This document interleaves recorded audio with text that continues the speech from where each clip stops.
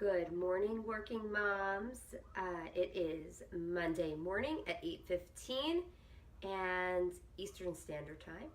And I am here this morning to talk to you about what exactly I mean when I talk about mastering the juggle. I say that quite often, and I want to discuss what exactly I'm getting at there, and break through some resistance of what could be coming up emotionally when you hear something like that. I think I know a lot of working moms and moms in general are like, legitimately, we're doing the best that we can with the information that we have. A lot of us have bosses and work schedules and either significant others' work schedules or no significant other in the mix that makes, when we hear the words like mastering the juggle, makes us want to throw our hands up and be like, ugh, like, are you serious? Like, we're not even breathing. We're literally running. And we are, working moms are warriors.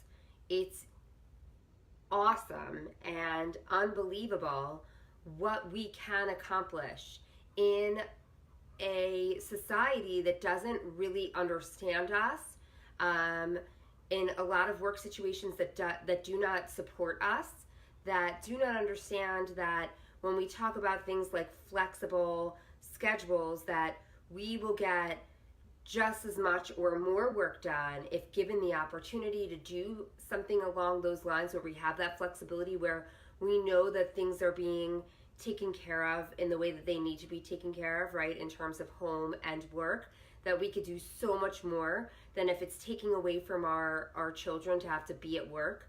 And meanwhile, society often thinks of us as like wanting to cut corners and has all these rules off some career. I mean, I just read a post from a woman who is so nervous about losing her job because her child is sick. So here she is, and she, needs to take care of her child, and she also, what does that mean? Taking care of your child means supporting them financially and being there for them when they're sick. So what do you do? How do you wrap your head around what exactly that looks like? Like, the stress is so intense when you are finding yourself in a place that is, or that you're finding that you need to be in two places at once, and you clearly can't be in two places at once, and no matter which place you pick, you're going to have the guilt or feel the guilt of perhaps needing to be, or the fear of choosing the wrong place, right? So when we're at work, we have the fear that we should actually be at home, and when we're at home, we have the fear that we should actually be at work, and that we're in the wrong place. I dealt with that a lot as well. Like, there were times prior to what I do now, was a teacher, and we had very strict work schedules, and we could not, I didn't have any sick days that were for my kids. So if I took a day to stay home with my kids, that was like a sick day for me, and I stayed home with them. Like, there was all this like fear and guilt that went along with it. So a lot of us are like doing the best that we can with what we have in front of us. And when I talk about mastering the juggle, I don't want to take away from that. I'm not saying I would never ever say that we're not doing the best that we can with what we have. When I talk about mastering the juggle, where that's coming from is the idea that there are shifts that we can make in our life, and this is where my relentless search went. There are shifts that we can make in our life that don't actually take more time, but they're actually, a lot of them are mental mindset shifts that we can make in our life, and then really understanding systems, so that guilt, that time spent with, that guilt that I just spoke about, or that fear that I spoke about, that a lot of working moms live in, feeling like they have to make the wrong decision, or that they don't even know what the right decision is. Both decisions are seemingly wrong. that you have that confidence, that you have systems in place so you build that confidence, so you know with confidence that you're making the right decision, and you can actually tell your brain with that confidence, no, it's okay that I'm doing what I'm doing because X, Y, and Z. So I'm going to go a little bit more into what I mean by mastering the juggle today in this video, so you can understand what I mean by having systems in place and the mindset so that you're moving forward and actually working towards that confidence, so that when circumstances do pull you in one direction or another, you're not completely distraught and confused by it, or you have more of a clarity of what to do next, and that you have the reassurance in your brain that you might have to make tough decisions, but that you still have that confidence of where you are in terms of being a mom and being an employee at the same time. Okay, so when I talk about mastering the juggle, it's not a matter, like I said before, of perfection, okay? It's a matter of systems in place for progression. So let's just talk about what it means to have babies and be a person and have a career. So when you have children, you enter into your life these little people who we are now moving forward in their lives, right? We're trying to develop them to a certain extent. And the reality of it is that as moms, we have this insane amount of influence on our children. We do. Whether or not we are influencing them intentionally or just by proxy, we are influencing them. They are watching us. They are absorbing what we are doing.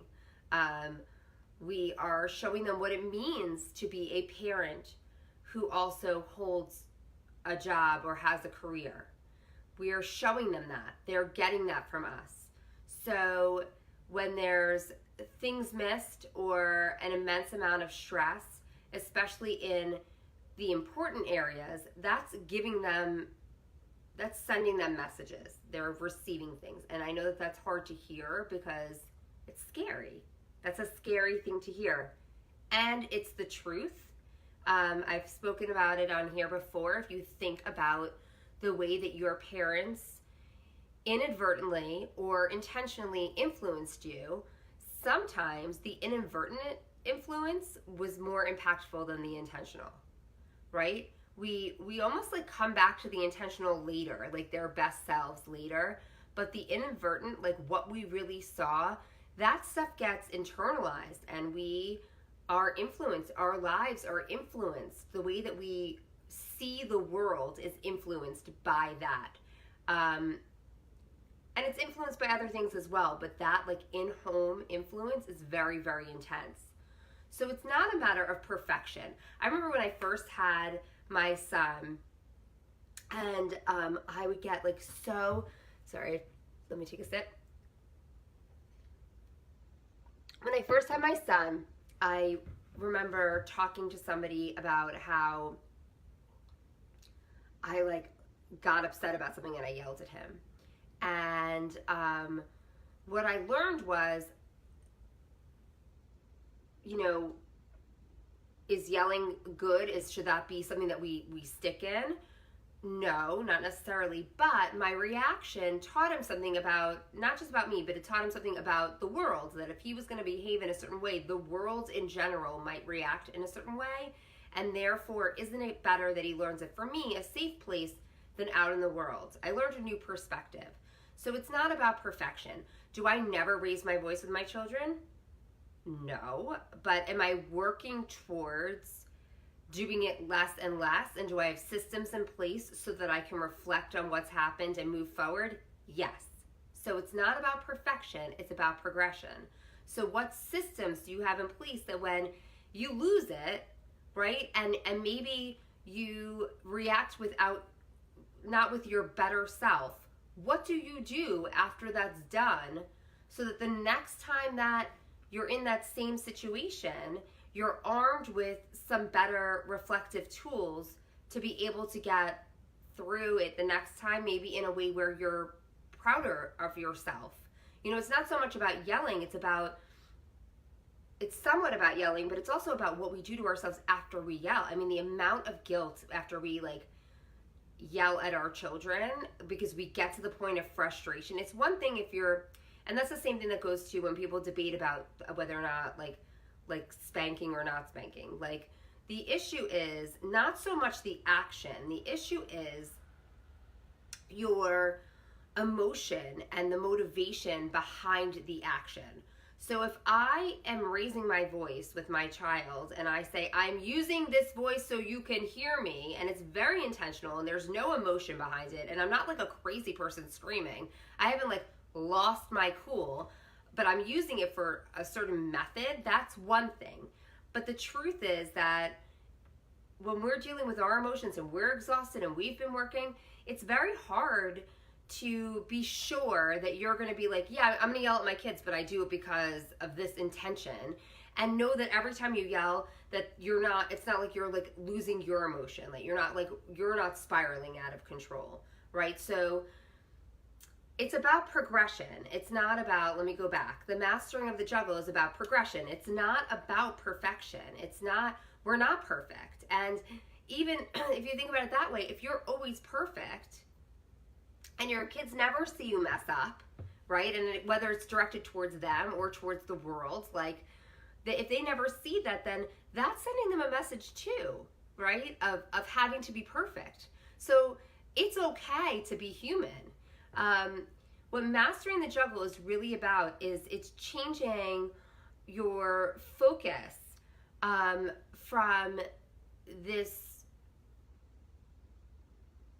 place where we are right now, where our focus is on the conversations are a lot on like the little things, because they feel like things that we can control. So we're all big into building systems so that the beds are made, so that the laundry gets done, so that homework is finished, so we could check these things off our list. Mastering the juggle is switching your focus over from checking those things off your list to, did I check in with myself today? Did I check in with my kids today and see what's going on with them? Was I present with them to see where they are at?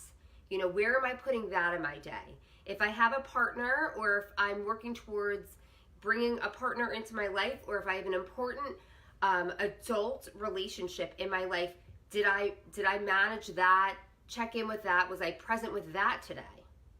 And then our careers. Did I check in and was I present, and did I bring it to my career today? Did I reflect on my career today? Is my career working for me? Are there things that I need to do to shift my career to make it more manageable for the rest of my life? Are there people I need to speak to, right? That is mastering the juggle.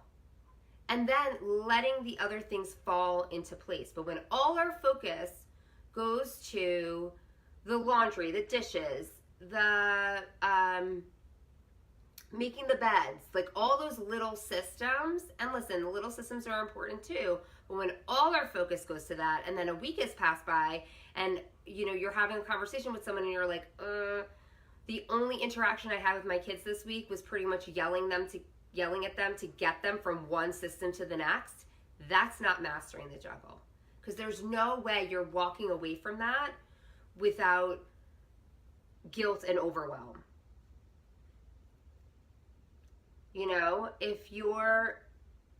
If an issue is that every night they have all this homework and you have to get this homework done, they're more important than the homework.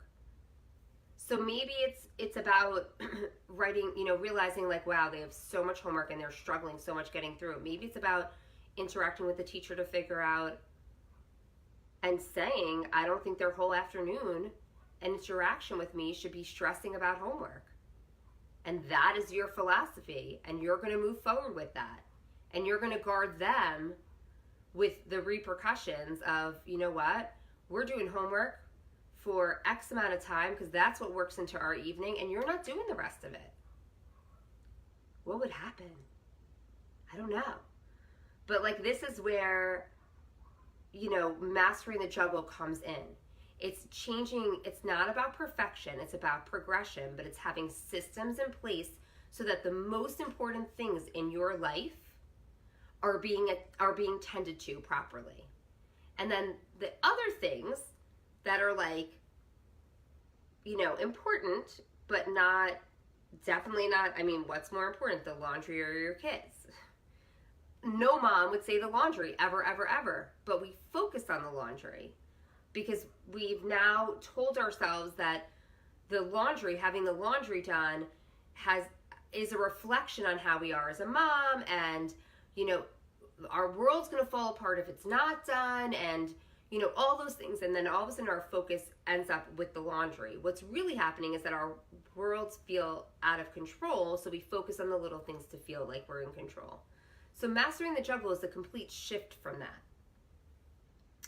And your mindset has to shift in addition to just having systems in place. So it's a strategy. There is strategy in it when I'm talking about mastering the juggle, but it's systems mixed with a new focus. It's not just systems, So when the only thing we're researching is, think about what you're thinking about during the day, what where your mind is going. How much of it is based on the big things, the big rocks in your life. And I say rocks because I always go back to, there's a story about a science teacher, and he comes in with a jar and he puts like a bunch of big rocks into the jar. And he says to his students, is the jar full? And they're like, yeah, the jar is full. And then he takes smaller rocks and pours it in, and they go into the crevices. And he says, is the jar full now? And they're like, oh, yeah, we were wrong before. The jar is now full. And then he takes sand and pours the sand in. And he says, how about now? And they're like, oh, wait, now the jar is full. And he packs it up to the top with sand. And I've used this analogy before, but I'm going to say it again because repetition is so important, I think, for people to get it. I've heard things a billion times, and sometimes I get things on an intellectual level, but I don't get things at a gut level, and then I'll hear it again and again and again. It's like a song that you hear over and over again, and every time it has a new meaning, or a movie, every time you see it, you see something different. It's the same thing here. Our rocks are the things that I just talked about before, are ourselves, right? Taking care of ourselves, big rock. Because if we fall apart, if we end up sick, then we know everything falls apart, right? We know that things can't function if we're sick. And that's the same thing, not just if we're sick physically, but like emotionally. If we are sad all the time, that is affecting everything in our lives. So we are a huge, huge rock in this system. Our children, another big rock. So more important than moving them along from one stage of system to the next, we need to be checking in with them. We need to be, we need to know, and especially if our lives are super busy because we're managing them in a household and a job, we need to know that we're checking in with them consistently. That a week or a month or 2 months are not going by before we have space for some real quality time to then check in with them. Like, kids live like 7 days in a day, so we need to really be like knowing how to check in with them at whatever stage of life that they're in, how to speak to them so that we are seeing how they're going. And if they are at the point where I hear a lot from parents where their kids are, shutting them out more, and that happens, and some of that is developmentally normal, and some of it is concerning. But how many times you check in with your kid if they're not wanting to interact with you?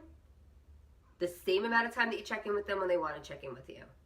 You're not the one that shuts the door to. You don't allow them to shut the door. Does that make sense? Like, you're always there, whether or not they're receptive to you or they're not. You are there. That's what the system is. Because the second you give that power over to them, they're not mature enough to have that power.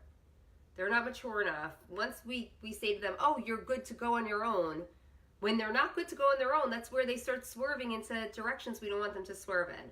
So your kids are second, right? Having that system in there where you know that you're checking in with them, that you can check that off your list, that you let them know that you are here, that you are a constant, that you are open and ready to be present with them, that you are available, right? Even though they might not be ready right now, that you are available for them. Letting them know that is really more important than the other things. Your career is really important. It is part of who you are, right? It's part of your identity. And also, it's another way that you're providing for your children. You're providing for them financially. You're providing for them, showing them what a strong, independent person looks like. Super important. So tending to that career is really important. And again, like I said, whether or not you're in a, what we would deem like a partnered relationship, having another adult relationship in your life that you're tending to is also really important. And that could go back to yourself, but like how you're tending to it. Are all your relationships falling by the wayside because they're the last thing that you think about, or you don't know how to fit them in? Having a system so all these things are fit in, really, really important. The other things in there are less important. I would say that like paying the bills is a pebble. It's important. It's got to get done, but it's not a big rock. It's really important, but it's, so it's a medium size, right? Everything else I feel like is sand. Everything else is sand. And what's crazy is when our rocks are tended to, we have less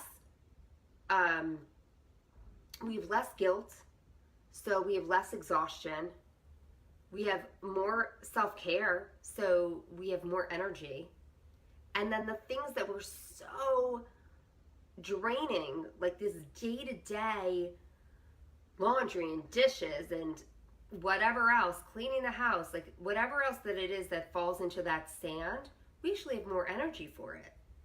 We actually enjoy it. We figure out systems so that is included in spending time with our kids or taking time for ourselves or the self-care. Like they all start to overlap with each other and they fit in like a puzzle. But you got to tend to your rocks first, because if you put sand in there first in that jar, there is no room for the rocks. And that's how we wake up 5 years from now and we're like, who am I? Who are these kids that are here? Like, I think I maybe know them, but maybe I don't. Like, that's how that happens. So mastering the juggle has to do with shifting from, and it's not about perfection, it's about progression, but having systems in place that are gonna, in 5 years from now, instead of the transformation being, who the heck are these kids and they're not talking to me anymore and I have no idea what to do with them, or who am I and I don't even know how to spend time or be in quiet space with myself anymore.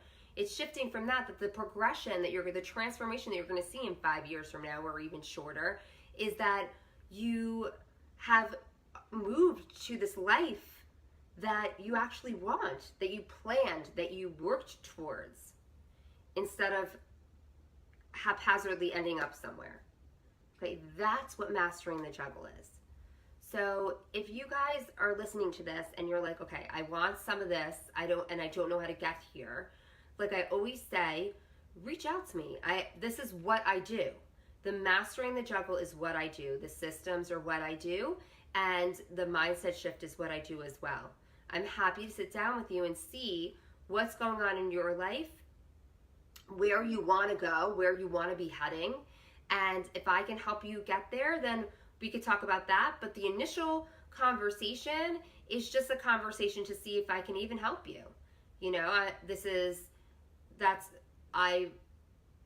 I come on here to try to give you guys some value, but the reality is when it comes to everyone's individual life, everything looks different, right? We all have our own separate stories, so I never give blanket information here because it's not one size fits all. Everyone's situation is different. So I'm here for you. And, you know, I would love to help you make these shifts in your life if you are looking for something like that. Just PM me. You can comment below, and we'll connect. All right, guys. Have a wonderful day.